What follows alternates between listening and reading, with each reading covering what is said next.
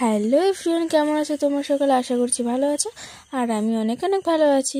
তো আমি আজকে বানাবো একটি চুড়িদার। তো আমার ফ্রিজটা কাটা হয়ে গিয়েছে, তো আমি এখন মেশিনে সুতো চেঞ্জ করে নিচ্ছি, কারণ আমার মেশিনে অন্য কালারের সুতো ছিল।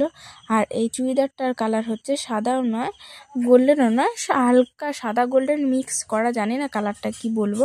তো তোমরা দেখেই নাও। তো আমার সুতো চেঞ্জ করা হয়ে গিয়েছে, তো আমি এখন সেলাই করতে বসে পড়েছি। আর আমি সবার প্রথমে করে নিচ্ছিলাম সেলাইয়ের পেছন পার্টটা সেলাই করেছিলাম।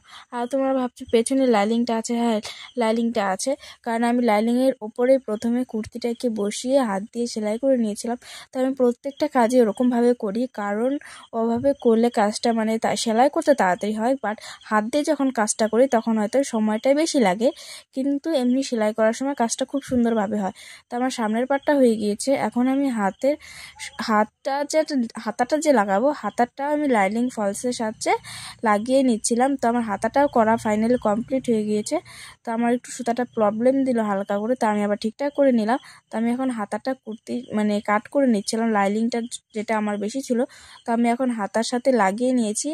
আর আমি এখন দুটো পার্টকে জয়েন্ট করে, হাতাগুলোকে জয়েন্ট করে এখন আমি কুর্তিটাকে একটা শেপে আনছি।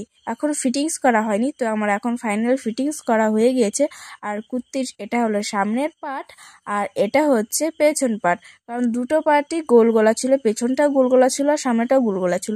আর এগুলো কুর্তি নর্মালি এখনকার কেউ বানায় না, বাট আমার কাছে একটা এসেছিলো। তো কেমন হয়েছে, কে লাইক কমেন্ট শেয়ার করো, টাটা।